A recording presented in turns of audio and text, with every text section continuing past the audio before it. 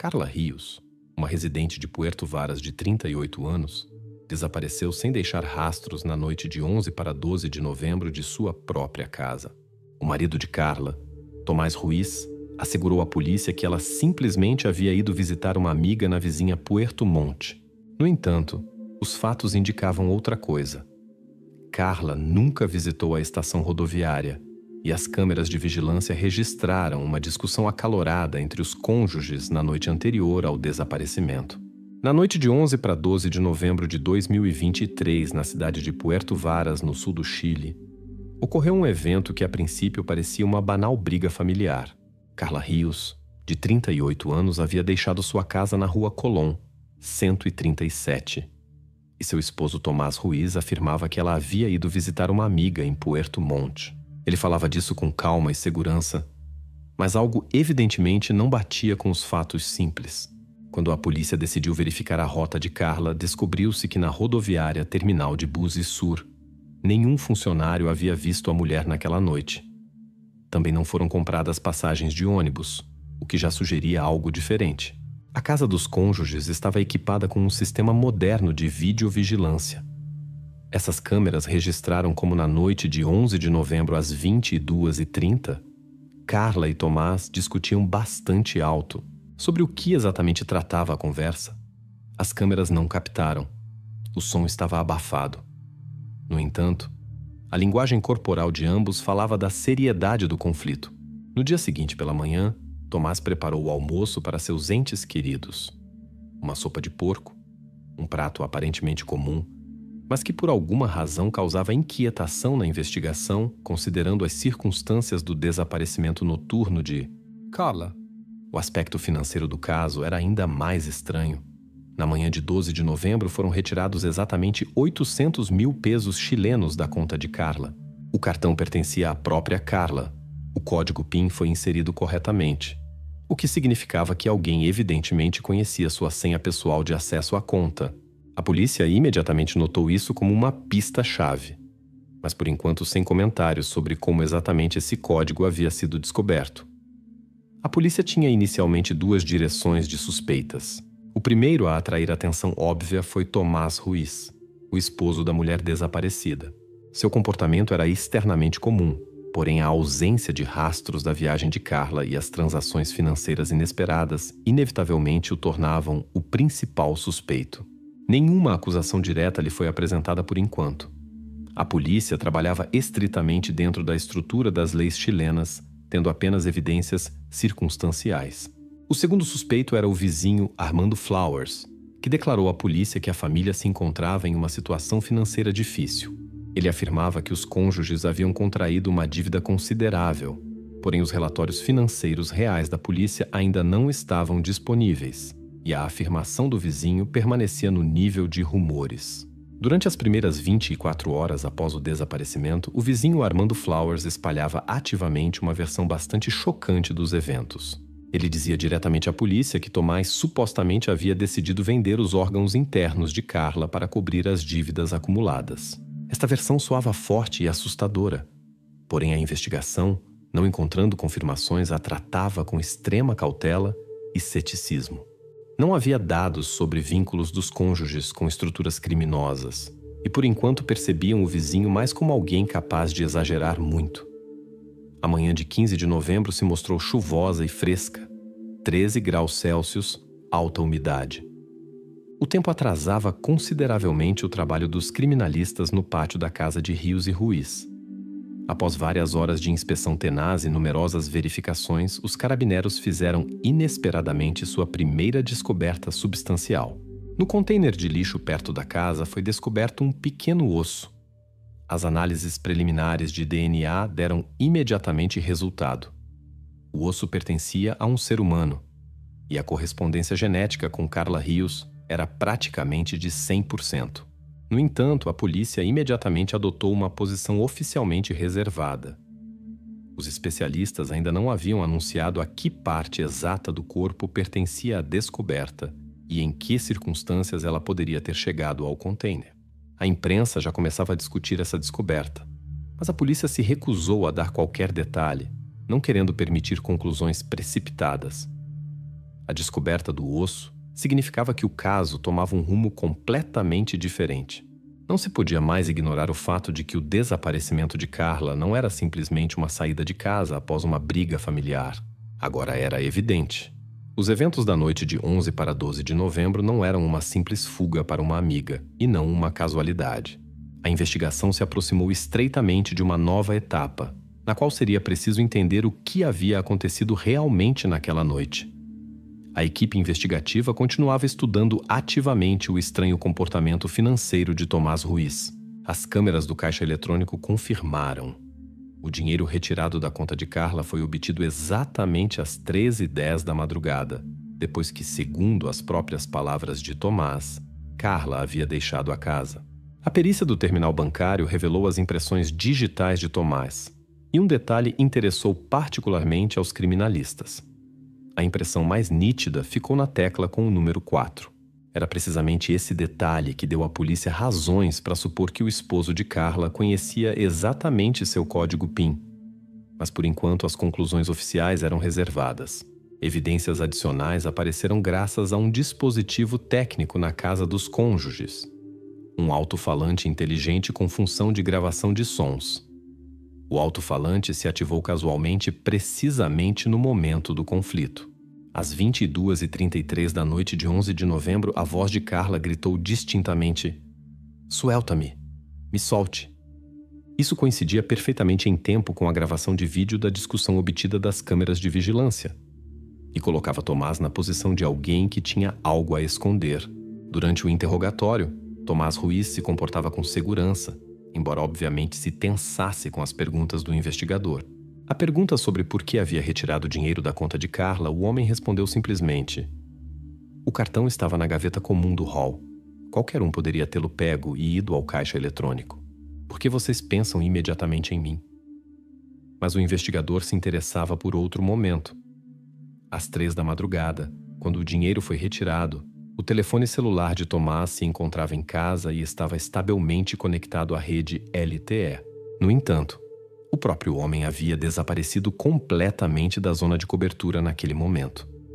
O investigador perguntou diretamente: "Por que seu telefone estava em casa, enquanto você mesmo deixou a área às 3 da madrugada?" Tomás respondeu brevemente e duramente: "Fui buscar café no posto. Nessa hora da noite, geralmente não há ninguém. Eu queria pensar tranquilamente." Esta versão de Tomás foi cuidadosamente verificada. A polícia obteve confirmação das câmeras do posto de gasolina local de que Tomás efetivamente havia chegado lá por volta das 0h10, aproximadamente 1h30 após o conflito registrado. A distância da casa ao posto era de 7 quilômetros. Tomás a percorreu em 12 minutos em sua picape. No posto, ele comprou café, foi registrado um recibo, e sua presença lá parecia natural e plausível. Este fato aliviava consideravelmente as suspeitas sobre Tomás a respeito de seus movimentos nas primeiras horas da noite. Mas não explicava de forma alguma a retirada de dinheiro às 3h10 da madrugada. A investigação recebeu inesperadamente uma confirmação importante dos médicos legistas. O osso encontrado anteriormente foi oficialmente identificado. Era uma falange do dedo de Carla Rios. A confirmação de pertencimento a Carla provocou uma reação evidente em Tomás. Durante a próxima conversa com o investigador, o homem empalideceu visivelmente, porém depois, inesperadamente para todos, sorriu levemente e pronunciou: "Eu já disse claramente. A levei ao ônibus. O que aconteceu depois? Não sei." Esta declaração provocou um silêncio desconfortável na sala. O investigador anotou as palavras de Tomás e registrou oficialmente sua reação, observando que no comportamento do suspeito se observava uma inadequação entre as palavras e a mímica. À luz das novas circunstâncias, a investigação decidiu estudar mais atentamente a vida da própria Carla Rios. Se a versão de Tomás tinha ao menos veracidade parcial, era preciso entender se Carla poderia ter desaparecido por sua própria vontade, sem pressão por parte de seu marido. Nesta etapa, a polícia decidiu pela primeira vez colocar Tomás em segundo plano, concentrando-se na personalidade da mulher desaparecida e seus possíveis problemas e conflitos ocultos. A investigação gradualmente mudava de direção.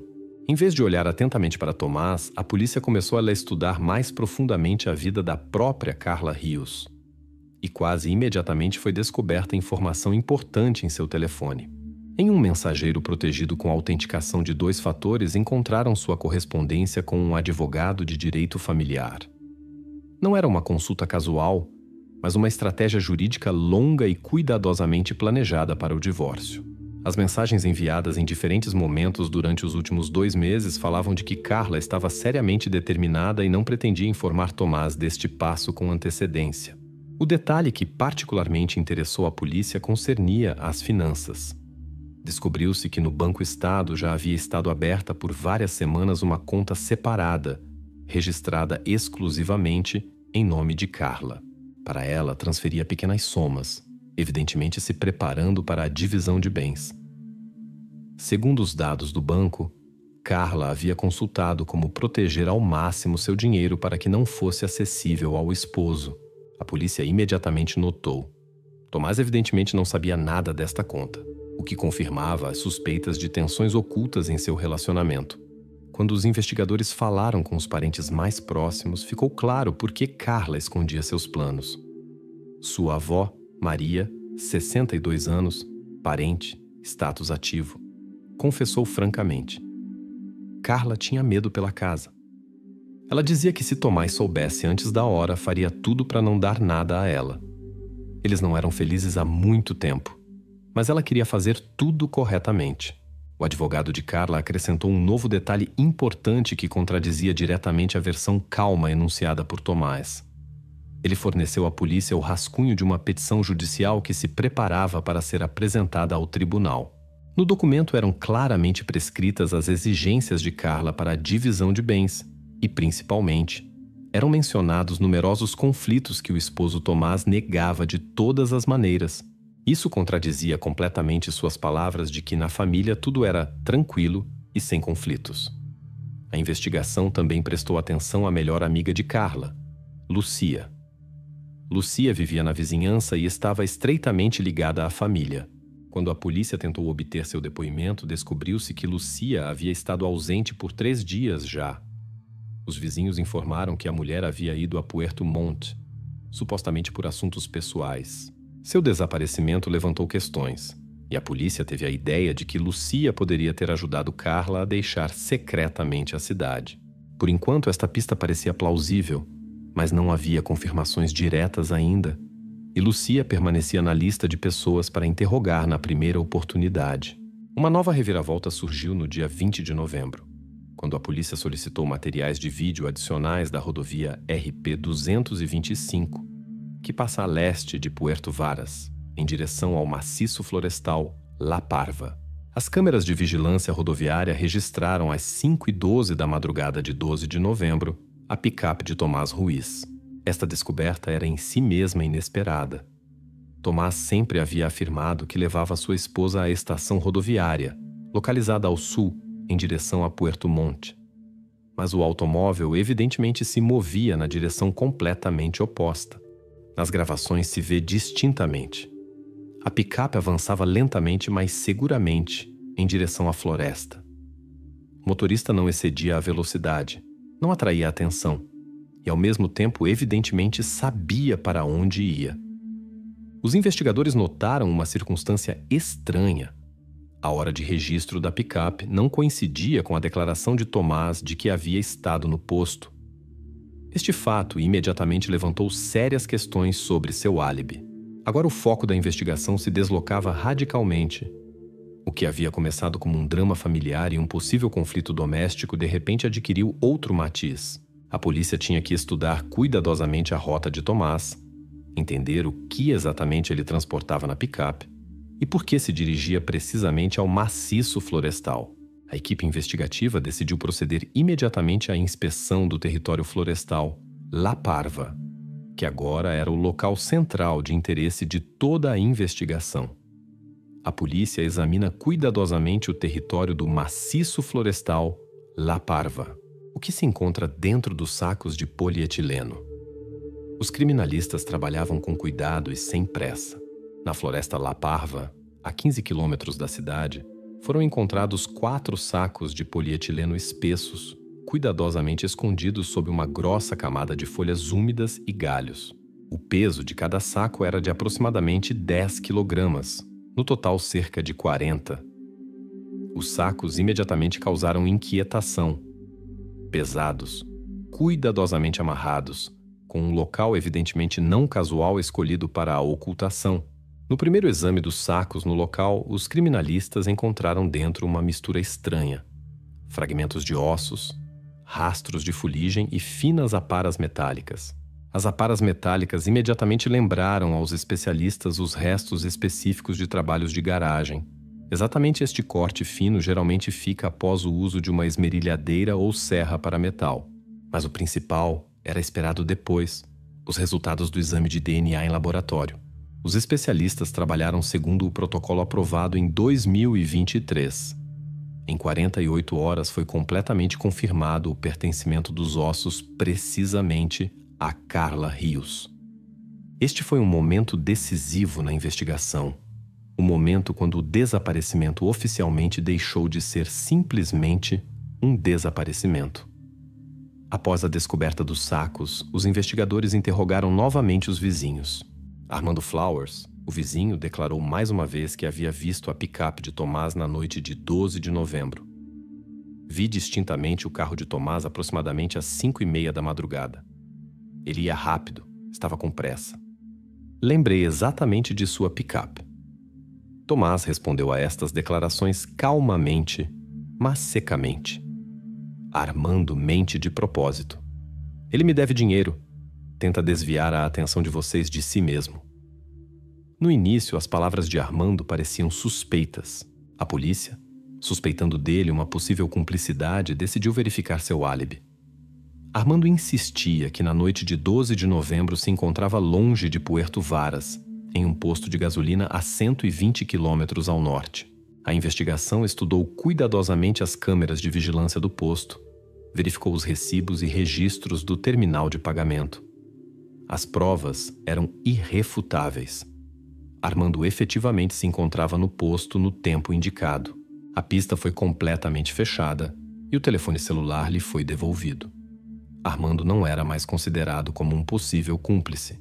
Enquanto isso, os investigadores obtiveram uma ordem oficial para revistar a garagem da casa na Calle Colón 137, pertencente à família Ruiz. Esta garagem há muito tempo atraía a atenção da polícia.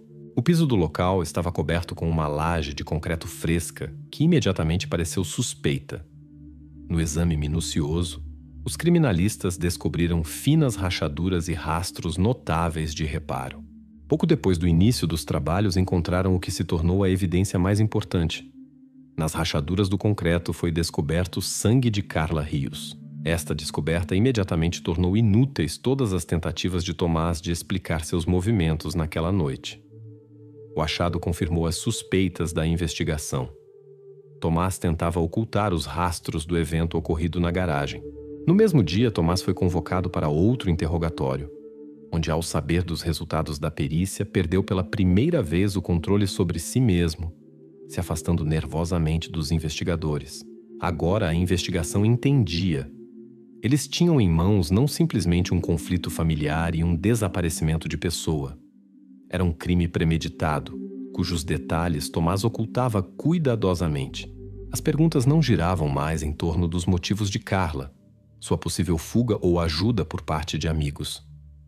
Agora a polícia se concentrava na reconstrução da própria noite de 11 para 12 de novembro. Responder por cada minuto daquele tempo devia Tomás.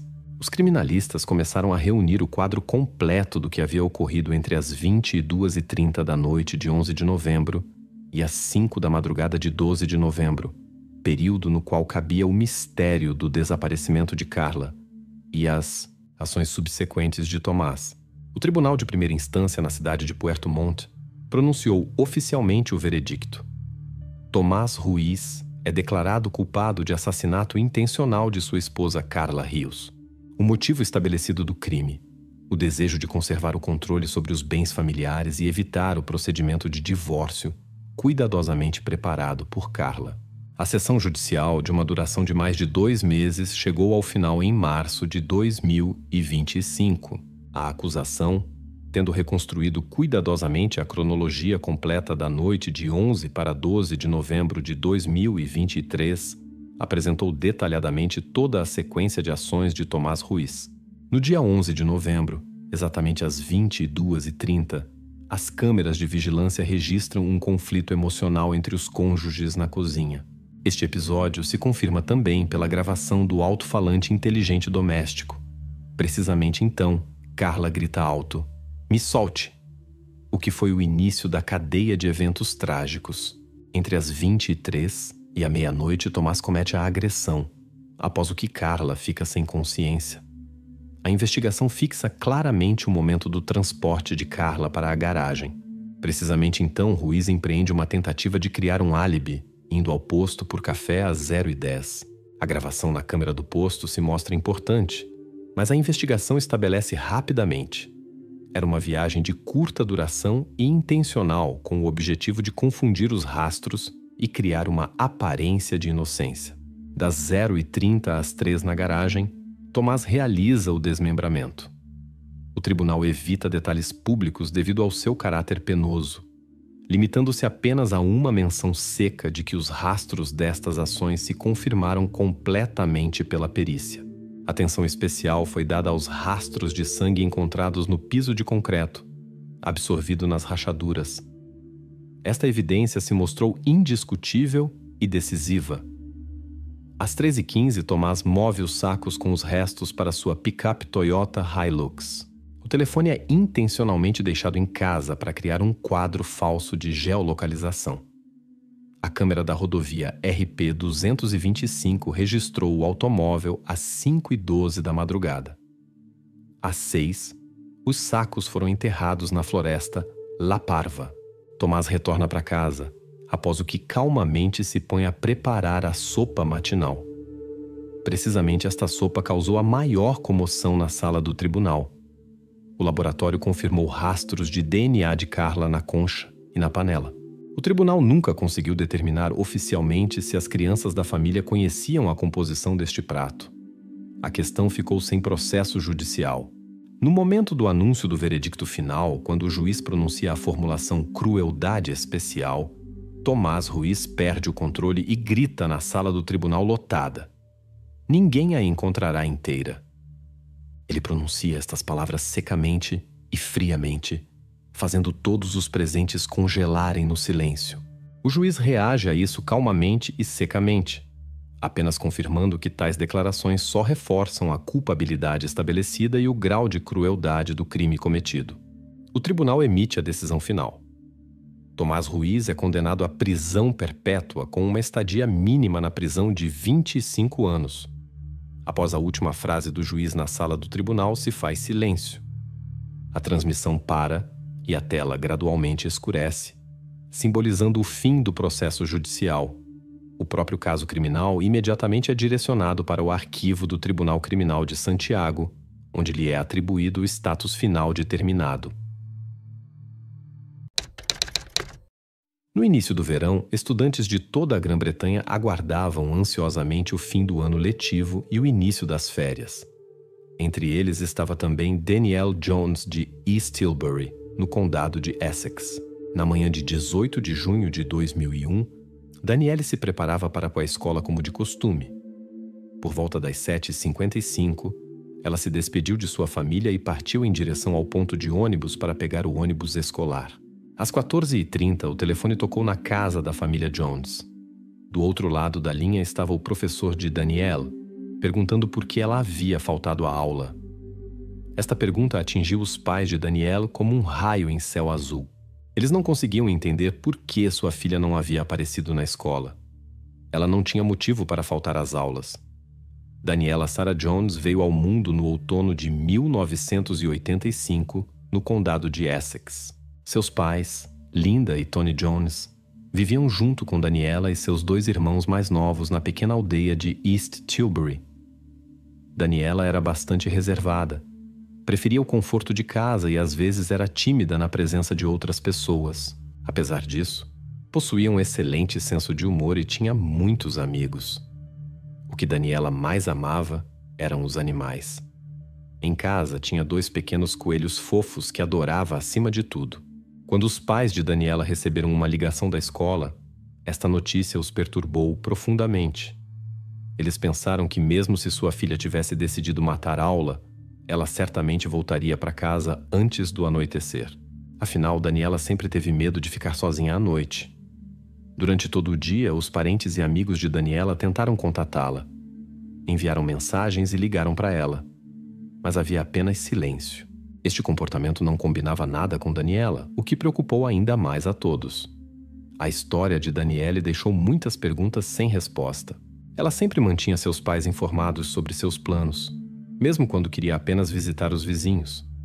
Normalmente ligava para casa assim que chegava ao seu destino. Quando escureceu, e Daniele ainda não havia retornado, seus parentes ficaram inquietos e decidiram começar a procurar. Linda Jones ficou em casa, na esperança de uma ligação ou do retorno de sua filha.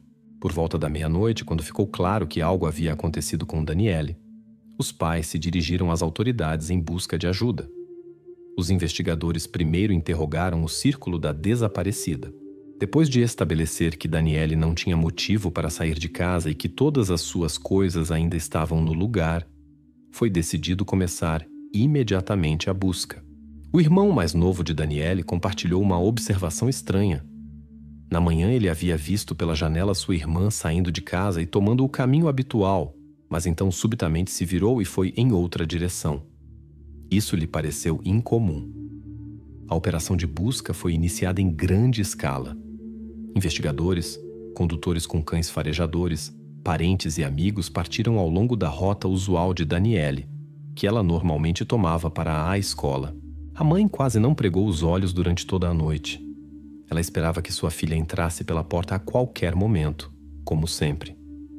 Nos próximos 3 dias, a família vasculhou cada canto da casa, mas não encontrou nada significativo. No entanto, conseguiram encontrar pessoas que haviam visto a desaparecida naquela manhã. Um casal de estudantes notou como ela foi à loja ao lado do ponto de ônibus. Descobriu-se que ela nunca havia subido no ônibus escolar. Logo, as operações de busca se expandiram. A polícia foi de casa em casa na pequena cidade. Os investigadores falaram com todos os moradores e pediram para verificarem seus galpões e anexos. Ao mesmo tempo, a resposta da sociedade foi esmagadora. Todos tentaram apoiar a família e muitos moradores locais participaram pessoalmente da busca. Mas mesmo após vários dias de busca intensiva, nenhum rastro pôde ser encontrado. Os parentes e pessoas próximas da desaparecida estavam desesperados. No entanto, continuavam acreditando que sua amada filha estava viva e logo retornaria para casa. As autoridades locais reconheceram a gravidade da situação em relação à desaparecida Daniele e transferiram o caso para o Grupo Central de Investigação. Designaram um oficial especial como pessoa de ligação com a família.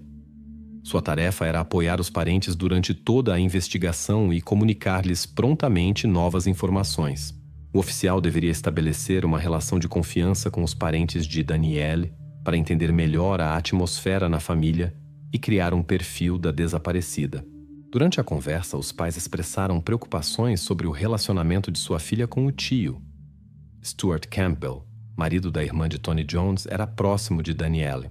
Este trabalhador da construção de 43 anos e pai de 2 crianças costumava passar tempo com sua sobrinha e seus irmãos quando eram mais novos. Ele brincava com eles e os tratava como seus próprios filhos. Na conversa com um investigador, a senhora Jones compartilhou suas observações sobre Stuart. Segundo suas palavras, ele dava a impressão de uma pessoa com autoestima exagerada, embora também possuísse certo carisma. Seu marido Tony mantinha uma relação amigável com ele, mas ocasionalmente confessava à sua esposa que havia algo em Stuart que despertava nele um vago desconforto. Com o tempo, Stuart começou a dar atenção aumentada a Daniela, sua sobrinha. Ele se acostumou a buscá-la após as aulas e oferecer-lhe carona. Isso causava desconforto em Daniela, especialmente devido aos olhares curiosos de seus colegas. Stuart frequentemente a convidava ao cinema e café e tentava persistentemente segurar sua mão durante os passeios. As visitas de Stuart à casa da família Jones se tornaram muito frequentes, até 4 ou 5 vezes por semana. Finalmente, Linda e Tony decidiram restringir sua permanência com eles. Tony se lembrou de um incidente quando Stuart, sentado ao lado de Daniela no sofá, perguntava persistentemente por que ela estava tão constrangida e corava. Quando Tony ouviu esta conversa, decidiu intervir e perguntou a Stuart o que estava acontecendo. Campbell, no entanto, imediatamente acenou negativamente, explicou que tudo estava bem e se mudou imediatamente. Após a conversa com o representante das autoridades, os pais de Danielle disseram que só agora começavam a entender. Por trás do comportamento de Stuart poderia haver mais do que a relação usual entre tio e sobrinha. Parecia que Danielle tentava se manter longe dele. Linda e Tony admitiram que anteriormente explicavam suas ações com afeição sincera e o desejo de estar mais próximo de sua família. E tudo que lhes parecia estranho eles atribuíam a mal-entendidos inofensivos.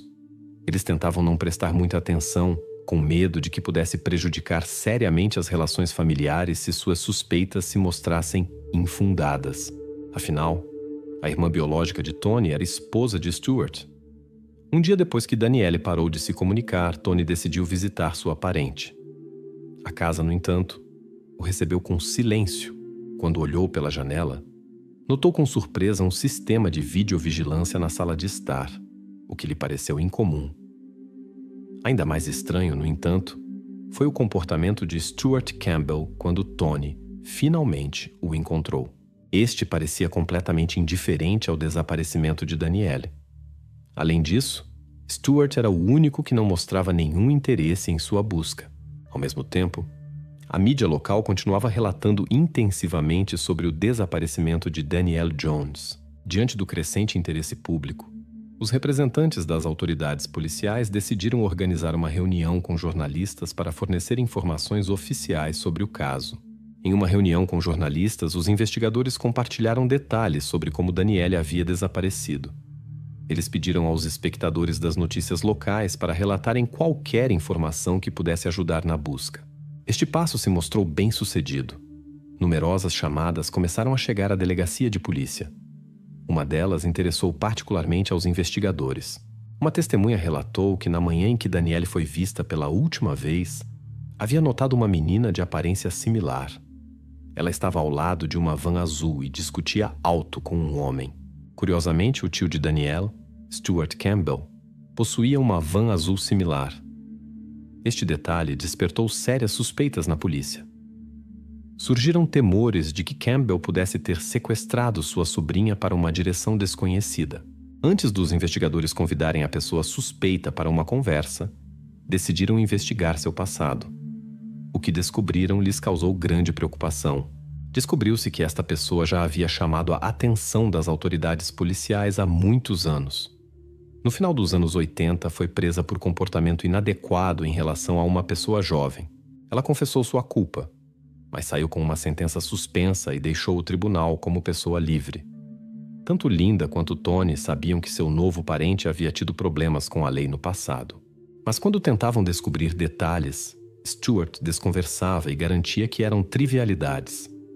Ele convenceu a todos de que havia sido vítima de calúnia, já que o tribunal finalmente o havia absolvido.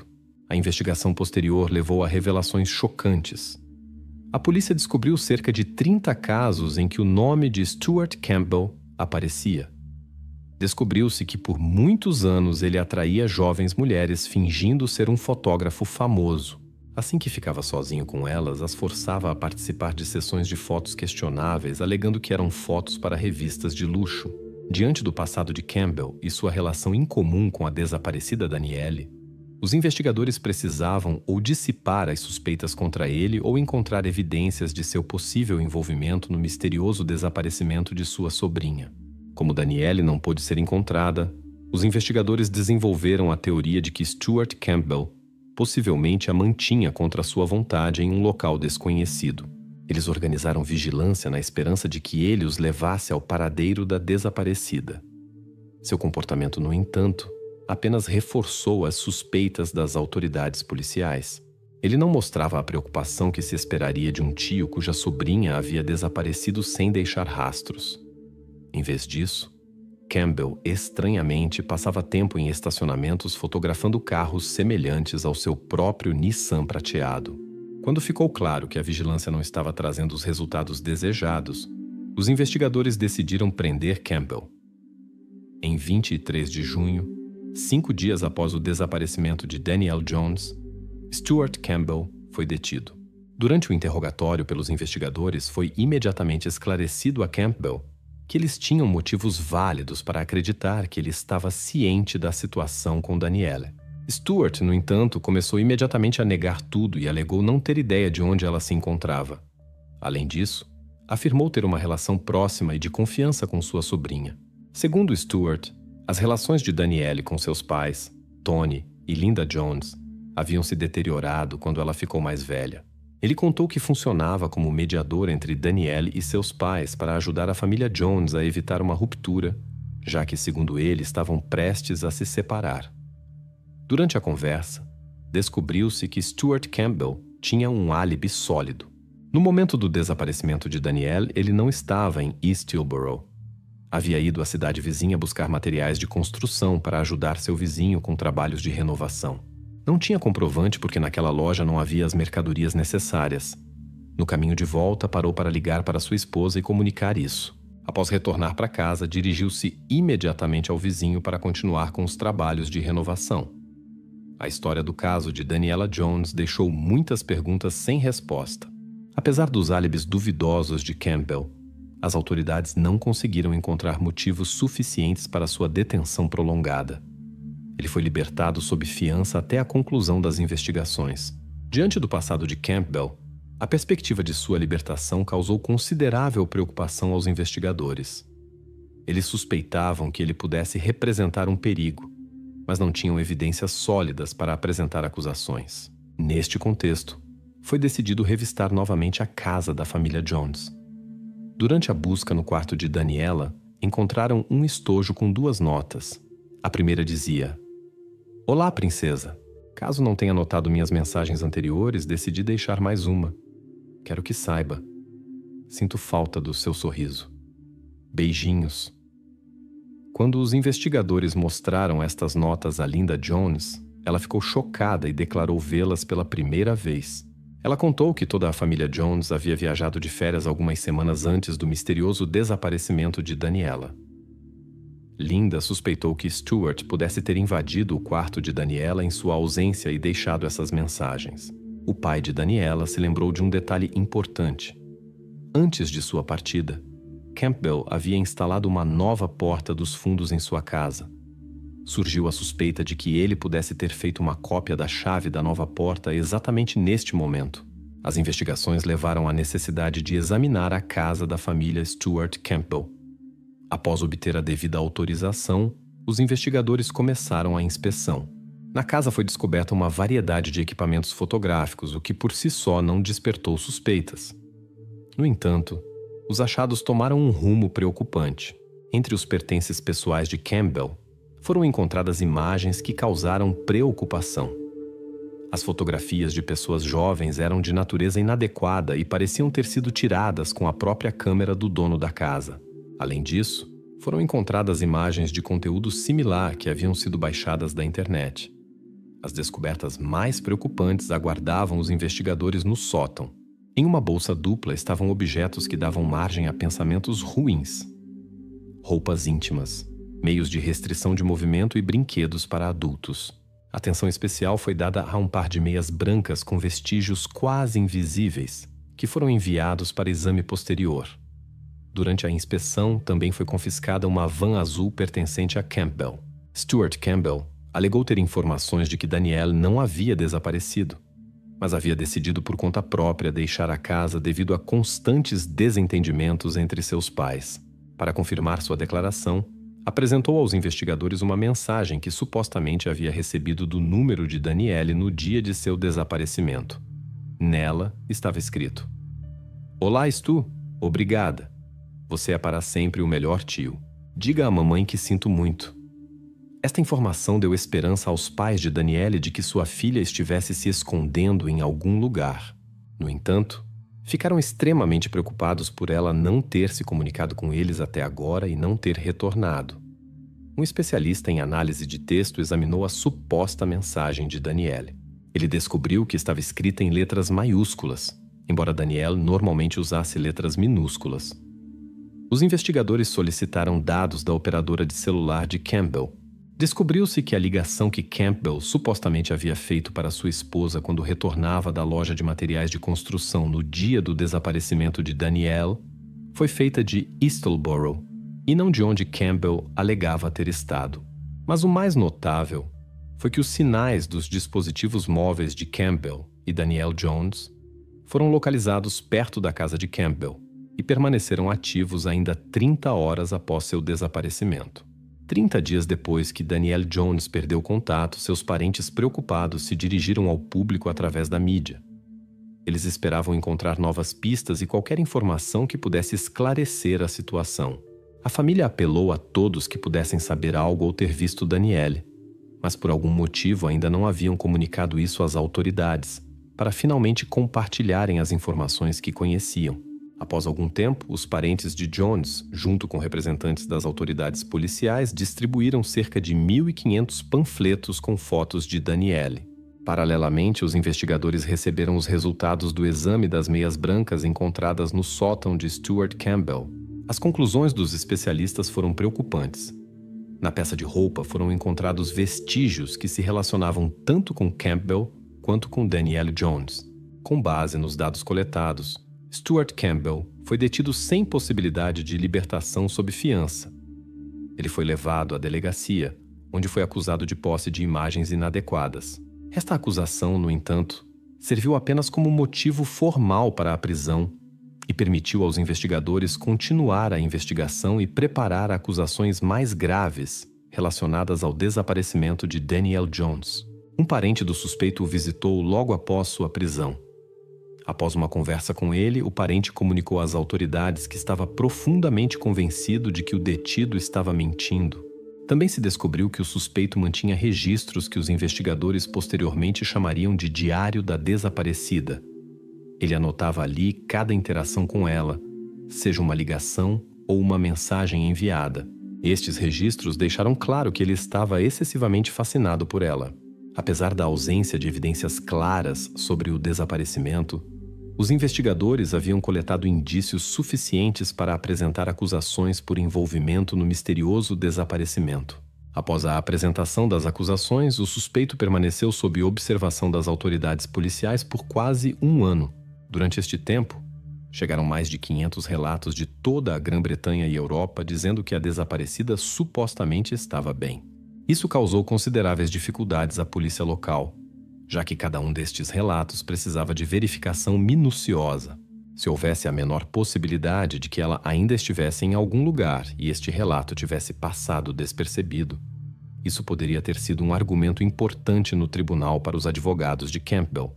Nos meses antes do início do julgamento, os esforços para encontrar Danielle foram significativamente intensificados.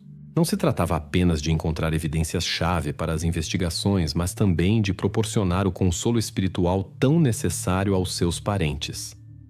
12 dias antes do início do julgamento contra Campbell, foram descobertos restos humanos.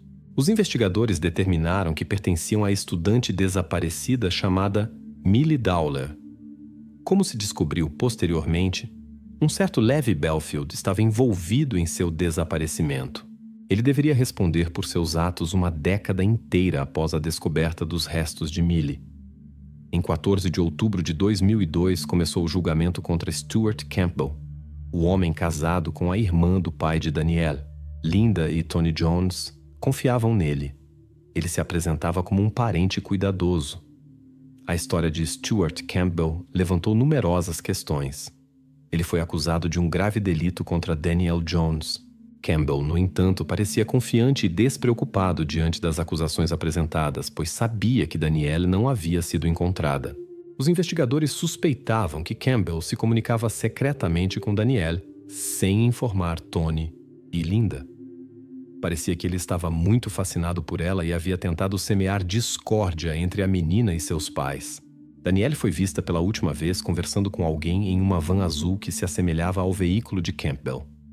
No sótão de Campbell, foi encontrado um par de meias brancas com DNA dele e de Danielle. Seus registros pessoais revelaram um interesse doentio em pessoas jovens. Uma evidência importante foram mensagens supostamente enviadas por Danielle.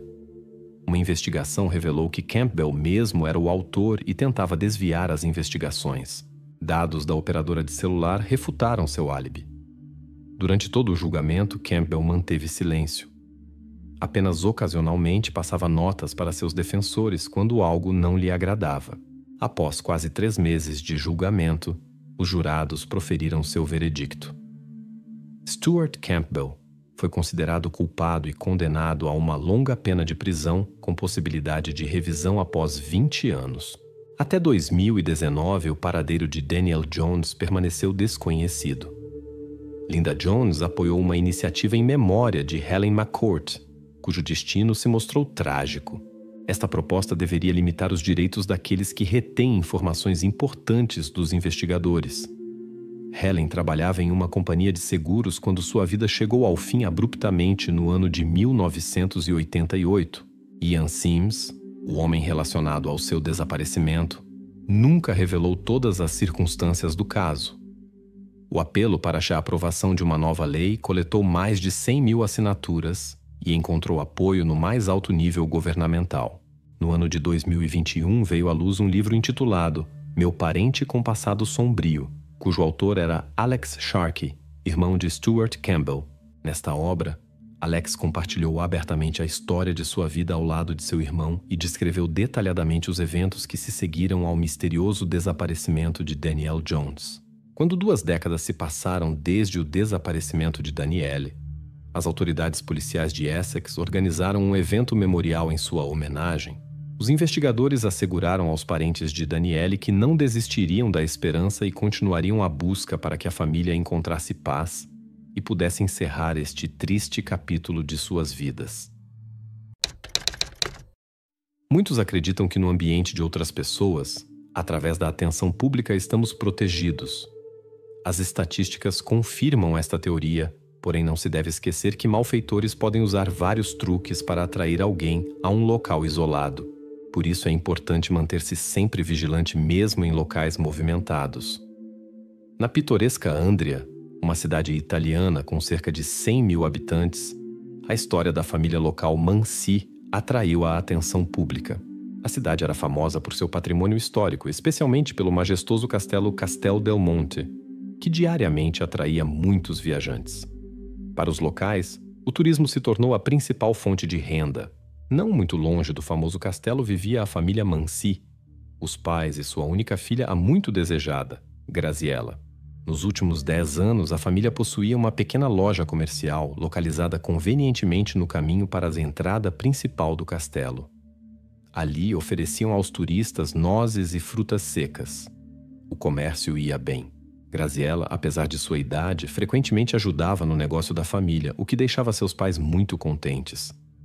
Na movimentada rua turística sempre havia muitos visitantes, e mãos extras eram muito bem-vindas. A jovem participava com alegria do negócio conjunto e atraía clientes com sua simpatia e energia.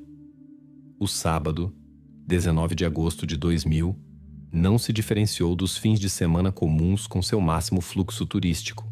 Em tais dias, frequentemente o avô de Graziella ficava atrás do balcão. A neta gostava de fazer-lhe companhia e realizar pequenas tarefas.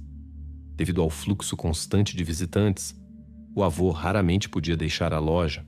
Por volta das 7 da noite, o homem idoso, que havia se cansado, pediu à sua neta para ir à fonte e encher uma pequena garrafa com água.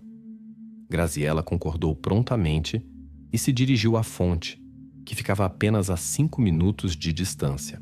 O tempo passou, mas Graziella não voltou. O avô começou a se preocupar, embora inicialmente se acalmasse pensando que sua neta havia encontrado conhecidos e começado a conversar. Quando, porém, mais de 20 minutos se passaram e Graziella, que sempre era pontual, não apareceu, o homem ficou seriamente preocupado. Ele decidiu verificar a situação e foi à fonte. Para sua surpresa e preocupação, Graziella não estava lá nem nas ruas vizinhas que ele percorreu minuciosamente procurando por sua neta. A situação se tornava cada vez mais tensa.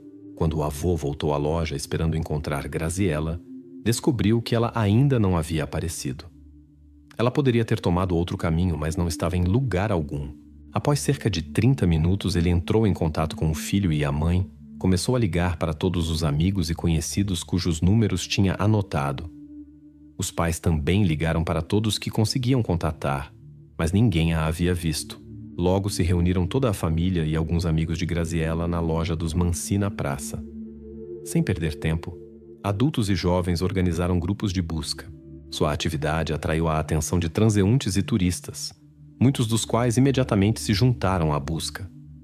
Os parentes trouxeram uma foto de Graziella e a mostraram aos que passavam. Alguns confirmaram tê-la visto durante o dia e a noite. Porém, ninguém podia dizer para onde ela havia ido ou o que poderia ter acontecido. A região era considerada tranquila. Raramente aconteciam incidentes ali. Parecia inconcebível que algo pudesse acontecer em um local tão movimentado. Após várias horas de busca infrutífera, a família Mansi se dirigiu à polícia local. Os oficiais imediatamente se envolveram na busca. Após algum tempo, um morador se aproximou de um dos policiais com informações preocupantes. Ele havia ouvido um grito da área florestal próxima ao Castelo Castel del Monte. 2 carabineiros se dirigiram na direção indicada e notaram fumaça subindo do centro da plantação. Inicialmente não relacionaram isso com o desaparecimento, mas decidiram verificar a fonte do incêndio e avaliar a necessidade de chamada dos bombeiros. Quando se aproximaram do local a cerca de 10 metros, os policiais perceberam um cheiro incomum. O foco do incêndio parecia estranho. Sob uma camada de folhas secas, notaram algo preocupante. Devido ao tamanho e às roupas, que coincidiam com a descrição do traje de Graziella, os policiais tiveram que reconhecer com o coração pesado que suas piores suspeitas se confirmaram. Quando descobriram a cena do crime, já era tarde demais para mudar alguma coisa. Na investigação da área florestal, os investigadores descobriram vários fragmentos de roupas e um dispositivo para início de incêndio, a suposta fonte do fogo. Não foram encontradas outras pistas sobre os perpetradores. Era necessária uma investigação mais minuciosa do terreno. As autoridades também esperavam obter registros de câmeras de vigilância instaladas próximo ao castelo. O exame médico confirmou a identidade da pessoa encontrada. Era Graziella Mansi. Os especialistas não conseguiram responder exaustivamente a todas as perguntas da investigação e da família. O estado dificultava a investigação, porém o laudo confirmou o caráter intencional do incidente. A informação sobre este evento se espalhou rapidamente pelos canais de notícias. No dia seguinte, representantes da imprensa literalmente cercaram a casa da família Mansi. Quando os parentes foram informados sobre o ocorrido, inicialmente se recusaram a acreditar que se tratava de Graziella. Este caso inexplicável chocou tantos moradores que todo o distrito ficou em estado de choque. A mídia relatou intensivamente sobre o incidente próximo ao famoso castelo. A sociedade estava perturbada com o ocorrido. O fluxo turístico diminuiu significativamente. Os visitantes consideravam a região insegura e evitavam a atração, o que afetou negativamente o setor turístico de Andria. Os investigadores agiram rapidamente. A polícia se envolveu ativamente no trabalho desde as primeiras horas. Como versão principal, considerou-se que um perpetrador levou Graziella do caminho para um local deserto e depois ateou fogo para apagar os rastros. No círculo de Graziella, obviamente, não poderia haver adversários sérios, por isso procuravam uma pessoa adulta. A investigação seguiu várias versões. Primeiro, verificaram listas de pessoas com passado criminoso que poderiam estar na região. Porém, esta linha de investigação gradualmente perdeu importância. Chegaram até a investigar dados turísticos. Suspeitava-se que o perpetrador pudesse ser um viajante que escolhia transeuntes aleatórios. Com o tempo, esta versão também parecia cada vez menos provável. No interrogatório de testemunhas, amigos e conhecidos da família Mansi, cada vez mais frequentemente era mencionado o nome de Pasquale Tartoro. Este jovem de 20 anos era conhecido em toda a região, trabalhava informalmente como guardador de carros na rua onde ficava a loja da família Mansi. Muitos notaram o comportamento estranho de Pasquale. Desde que Graziella ajudava na loja de seus parentes, ele a observava constantemente. Seu olhar preocupava o ambiente. Várias testemunhas apontaram esta circunstância, o que atraiu a atenção especial dos investigadores. As conversas das autoridades com os amigos de Pasquale confirmaram as suspeitas preocupantes. Surgiu a questão: poderia Pasquale ser um perseguidor obcecado? Os parentes rejeitaram categoricamente esta possibilidade. Segundo suas palavras, ele cresceu em uma família bem protegida e nunca entrou em conflito com a lei, pelo menos até aquela noite fatídica em Castel del Monte. Apesar das garantias de seus parentes, Pasquale se tornou a figura principal do caso. No encontro com os investigadores, as suspeitas apenas se intensificaram. Sua camiseta estava suja com manchas vermelhas suspeitas e terra, como se tivesse cavado muito tempo no chão. Em seu rosto havia sinais de resistência. Os investigadores notaram que os arranhões eram superficiais, como se tivessem sido deixados por dedos delicados. Pasquale negou seu envolvimento no desaparecimento de uma pessoa, mas quanto mais duravam as conversas com os investigadores, mais frequentemente mudava sua versão dos eventos. Após várias horas na delegacia, Pasquale começou a ceder. Preocupação especial nos investigadores despertou sua declaração sobre a beleza de Graziella. Assim ele falava sobre a estudante. Acumularam-se muitas inconsistências nas narrativas do suspeito, que obviamente tentava esconder algo da polícia. Em uma versão, Pasquale alegou estar casualmente naquela floresta durante um passeio onde viu uma pessoa imóvel. Por medo fugiu e pouco depois apareceu a polícia. Depois sua história foi complementada com novos detalhes. Ele contou como encontrou Graziella na fonte, onde ela havia vindo buscar água. Ela não teve medo dele. O havia visto frequentemente antes. Até aquele dia, ele sempre parecia calmo e adequado. Pasquale confessou que a atraiu para a floresta com uma história sobre filhotes que supostamente haviam nascido recentemente de uma cadela local. Quando foi definitivamente desmascarado, confessou o incidente e alegou querer apagar os rastros. O jovem insistiu que não havia outros motivos e descreveu o ocorrido como um jogo que saiu de controle. A mídia iluminou ativamente cada detalhe do incidente, acrescentando rumores e detalhes não verificados. Isso criou confusão. Os verdadeiros motivos do perpetrador permaneceram obscuros. A história com as declarações de Pasquale tomou uma guinada inesperada. As autoridades policiais tentavam obter uma versão confiável dos eventos. Em sua história havia muitas incongruências, contradições óbvias com as evidências encontradas. Embora ele tenha compartilhado os detalhes dos eventos e outras informações importantes com os carabineiros, muitas questões-chave sobre o incidente e suas causas permaneceram sem resposta. Foi estabelecido que o incêndio começou por volta das 22 horas, mas o desaparecimento foi notado quase 3 horas antes. O que aconteceu durante todo esse tempo? Pasquale explicou suas ações dizendo que ouvia vozes. Próximo à floresta passavam pessoas. Ele pensou que a busca pela desaparecida havia começado. Preocupação especial despertou o laudo do perito médico. Em sua opinião, Graziella Mansi estava consciente no momento do incêndio. Os carabineiros continuaram trabalhando com o suspeito. Surgiram questões sobre por que ele, nessas circunstâncias, tinha apenas arranhões insignificantes. Surgiram dúvidas de que ele agiu sozinho. Possivelmente havia outros envolvidos. Foi decidido realizar um novo interrogatório. Finalmente, Pasquale concordou em cooperar com os investigadores e contar a verdade que antes havia escondido por medo. Segundo suas palavras, ele não levou Graziella para a floresta por iniciativa própria. Um grupo de jovens de 18 a 20 anos o forçou a isso.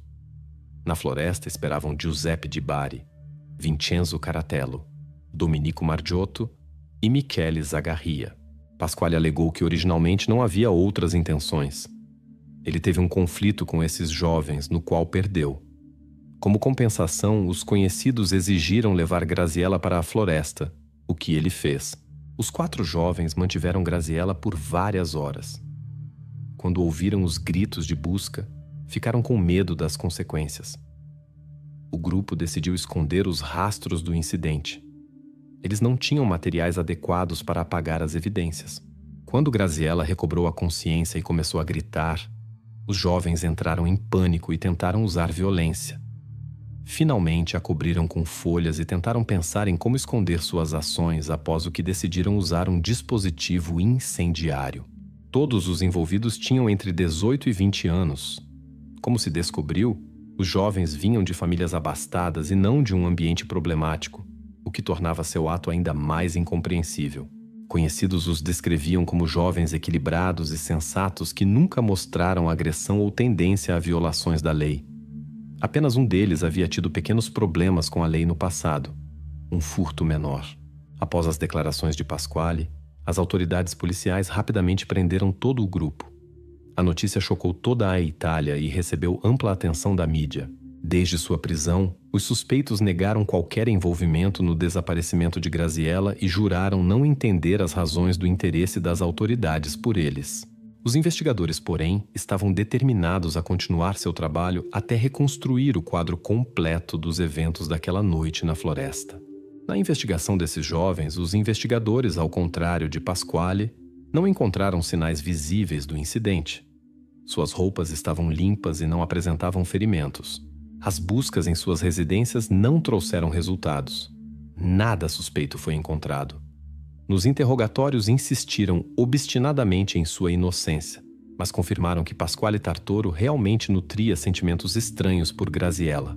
Apesar das longas conversas com os investigadores, nenhum deles mudou sua declaração. Neste momento foram liberados, mas permaneceram sob observação como suspeitos. Um detalhe interessante veio à tona depois. Esses 4 jovens estavam entre aqueles que carregaram o caixão cerimonial na despedida de Graziella. Isso aconteceu antes mesmo de Pasquale fazer sua declaração.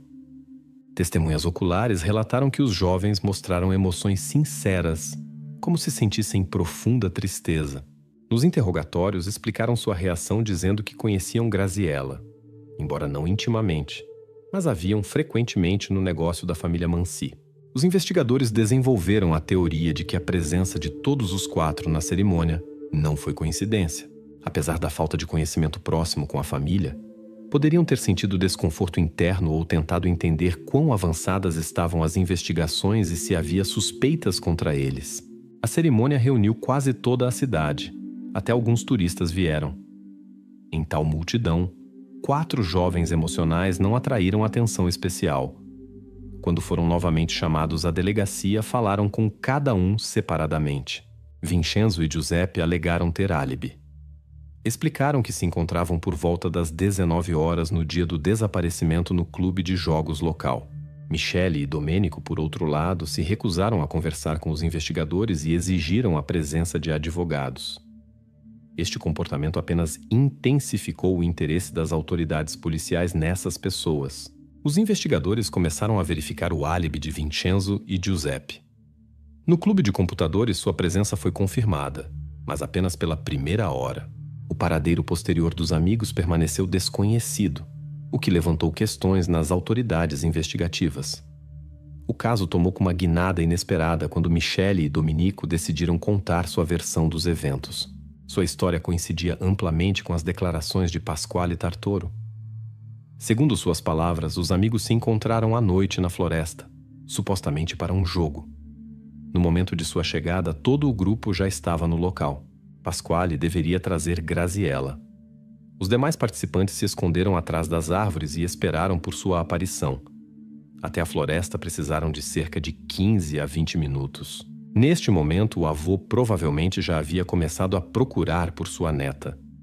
Quando chegaram ao local, os outros participantes saltaram de seus esconderijos.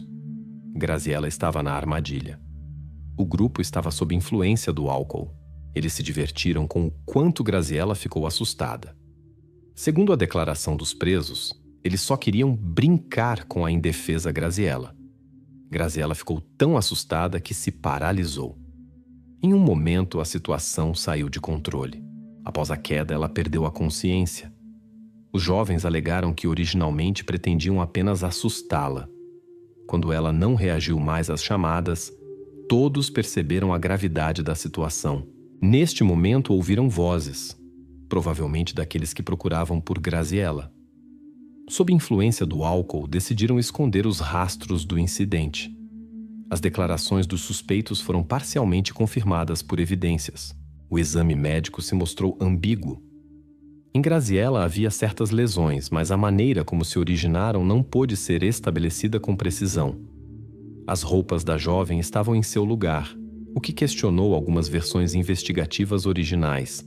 A dificuldade também consistia no fato de que os rastros da ação do fogo dificultaram significativamente o trabalho dos especialistas. Os carabineiros suspeitavam que o grupo de jovens poderia ter usado chamas intencionalmente para esconder os rastros de suas ações. A história do jogo perigoso que os presos contaram despertou sérias dúvidas. Os investigadores examinaram cuidadosamente todas as circunstâncias do incidente, tentando estabelecer o verdadeiro curso dos eventos. Enquanto isso, os presos continuavam alegando que tudo aconteceu por acaso. A decisão final deveria ser tomada pelo tribunal. 2 do grupo, Vincenzo e Giuseppe, negaram categoricamente seu envolvimento. Segundo suas palavras, simplesmente vieram à floresta a convite de Pasquale, sem suspeitar de suas intenções. Quando viram o que acontecia, supostamente foram embora imediatamente. Os jovens explicaram que não se dirigiram à polícia por medo de possível vingança dos outros participantes ou de problemas com a lei. Poderiam ser acusados de cumplicidade. Após a conclusão do processo judicial, Pasquale Tartoro recebeu uma sentença relativamente branda: 30 anos de prisão. 2 fatores contribuíram para isso: sua disposição para cooperar com os investigadores e o fato de que a perícia não confirmou seu envolvimento direto nos eventos finais. Os outros 4 participantes receberam uma sentença mais severa. Pelo sequestro de uma menor e ações intencionais, receberam prisão perpétua em celas individuais, sem direito a contato com outros presos. A pronunciação da sentença provocou reações violentas.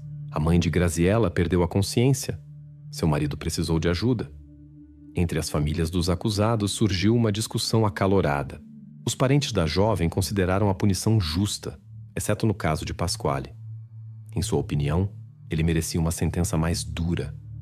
Vincenzo e Giuseppe se manifestaram especialmente ativamente contra a decisão do tribunal. Defenderam sua inocência de forma tão convincente que até encontraram apoiadores que acreditaram em sua versão dos eventos. Isso, porém, não os ajudou a contestar a sentença. 8 anos após esses eventos, Vincenzo Caratello, de 27 anos, durante sua permanência na instituição penitenciária, tomou uma decisão fatídica.